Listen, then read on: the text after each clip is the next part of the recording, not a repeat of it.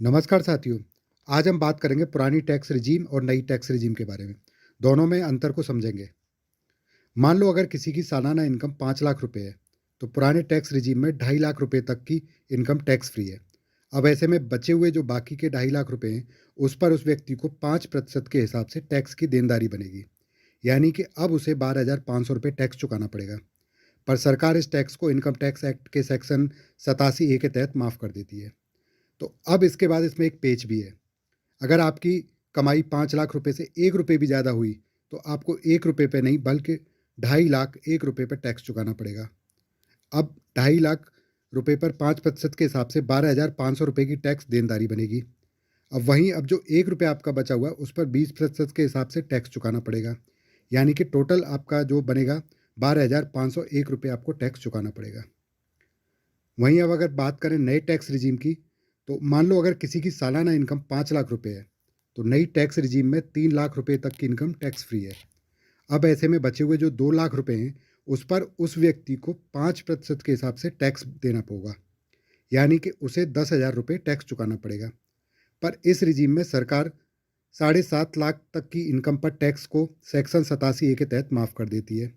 अब इसमें भी एक पेच है कि यदि आप सैलरीड हैं और आपकी कमाई 7.5 लाख रुपए से 1 रुपये भी ज़्यादा हुई, तो आपको 1 रुपये पे नहीं बल्कि 4.5 लाख रुपए पर टैक्स चुकाना होगा।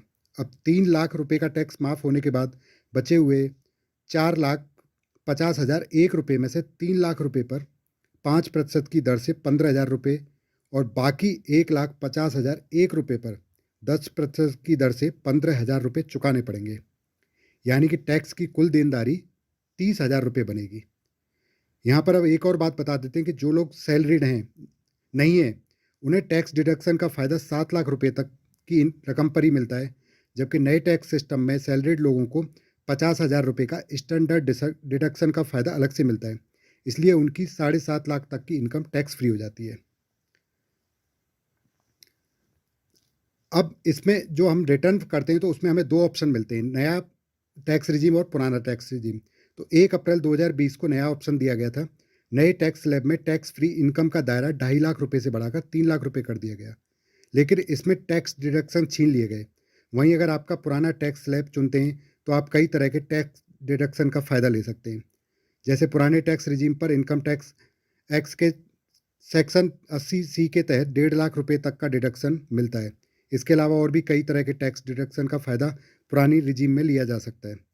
तो एक और बड़ा अंतर यह है कि पुरानी रिजीम में सेक्शन 87A के तहत रिबेट के बाद 5 लाख तक की इनकम टैक्स फ्री होती है, जबकि नई रिजीम में 7.5 लाख तक की इनकम टैक्स फ्री हो जाती है।